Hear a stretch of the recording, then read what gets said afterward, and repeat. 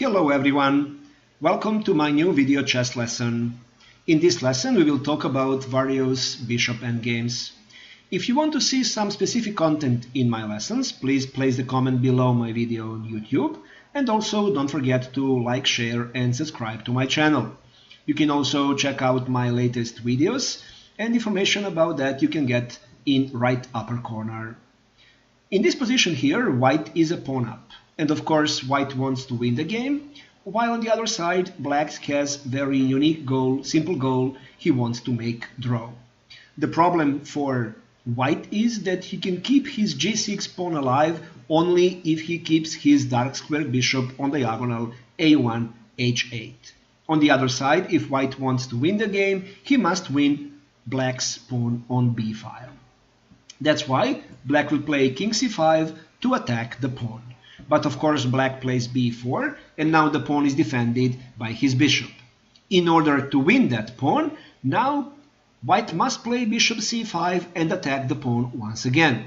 But he's no longer controlling g7 square, and he needs to lose his g6 pawn if he wants to win this b4 pawn. And that will happen something like this. Black captures the pawn, and now black will go quickly to the queen side. But black must be very careful, because at the moment when white pushes b5, if you think that king e8 is still good enough move to make draw here, you are wrong. King e8 is bad move, and white wins the game. White wins the game thanks to this great move b6. Now the path for white's king is open to a6 square, and let's see how white easily wins this game now. Now just placing the bishop on d4 to control g1, a7 diagonal, pushing b7, bishop a7 check, and king must go out, and promotion cannot be stopped. Very easy win for white. That is why, in the critical moment after b5, we must stop white from pushing the pawn to b6, and the only move which makes draw here is bishop c7. Now black will control this a5 da diagonal, and at the moment when white pushes the pawn to b6, black will just capture that pawn and the game will be drawn. Also, black king now has enough time to approach closer, and bishop will just mark time, and there is no chance to make progress. This position is now clearly drawn. This position can be used to illustrate the concept of so-called bad bishop. Black here has two advantages. First advantage is that all white's queenside pawns are placed on light squares, the same color as the color of white bishop.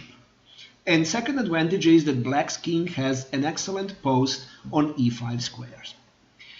Although such pawns like white's pawns on the queen side can be easily defended by the bishop, there is a big disadvantage is that all the squares of the opposite color are seriously weakened. So there is nothing to defend dark squares.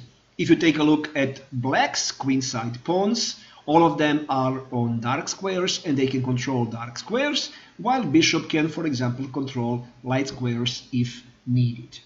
So that is why it is very advisable to put your pawns on the color which is the opposite than the color of your bishop in a bishop-only endgames. Black on the move here will of course play bishop b1 to attack base pawn on the pawn chain, the pawn on a2, and after logical a3 move, it would be very wrong for black to attack immediately the b3 pawn by playing bishop a2. The reason for that is bishop e4 check, and then just bishop c2.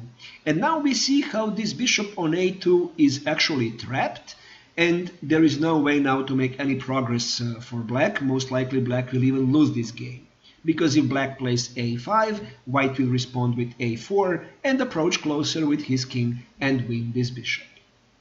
That is why after a3 move, simple move is a5, and now bishop c2 is a serious threat to win b3 pawn. So white is forced to play bishop d1 to stop bishop c2, and black king approach closer to the center. This position is clearly better for black, but still not lost for white, and white can still try to play and to defend this position. Now we are going to see some examples with the opposite colored bishops. For endgames with opposite colored bishops, there is a rule that most of them are drawn. Even if one side has 1 or 2 pawns advantage, very often the result of the game will be drawn. This position which we see on the board is clearly drawn because black's king will just shuttle between f5 and the g6 square, and there is no any chance to make progress in this game. Simply white can try to approach closer, but there is no any chance. Even if he goes with his king to e4 and threatens to play f5, there is simple bishop e6 move, and black controls twice this square, and there is no any chance now for white to make progress. So the position is drawn. This position is much different than the previous. Now black's king is on g8 and not on g6 square, and since the king is far away, the result of the game will be different. White is going to win. Black on the move, for example, can play bishop d3 here, trying to stop the advancing of white pawns. But white can simply play f5. Now it would be very bad for black to capture the pawn on f5 because white wins the b5 pawn. And in endgames with bishops of opposite colors, the stronger side is often better with widely disconnected pawns. This will make it hard for the weak side to restrict the advancing of the pawns. Now, white easily wins this game because he has widely disconnected passed pawns.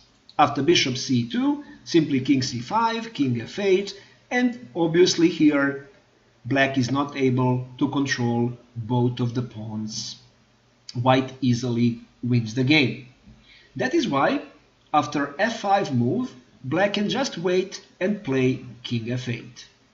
White now pushes g6. If now black captures the pawn on f5, white will not first capture the pawn on b5. First he will play intermediate move g7 check, and after king f7 then he will win the pawn on b5, and all is the same as in the previous setup. So after g6 he can still wait by playing king g8, but white pushes f6. And again, if bishop takes g6, king takes b5, and again white easily wins the game.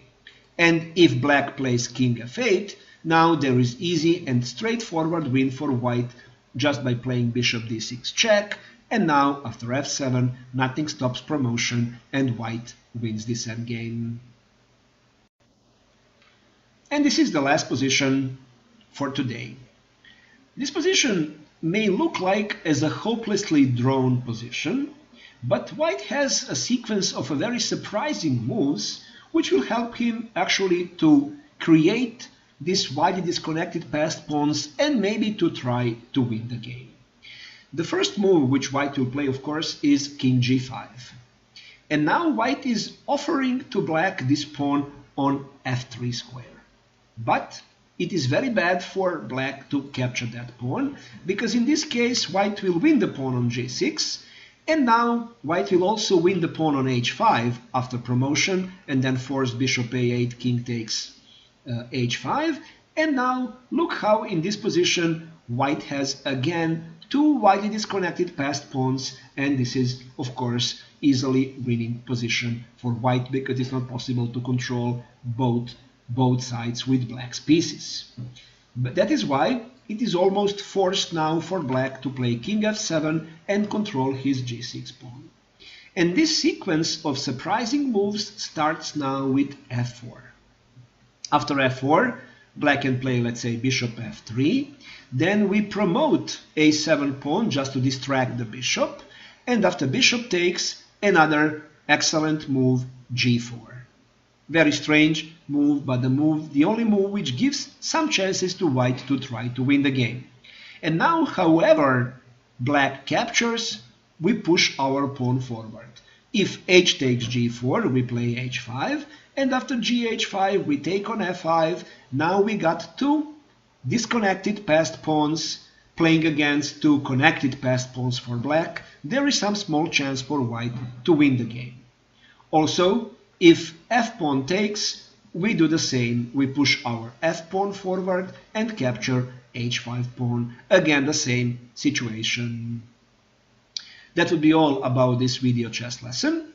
If you want to see some specific content in my chess lessons, please place the comment below my video on YouTube. And also don't forget to take a look at these suggested videos and to like, share and subscribe to my channel.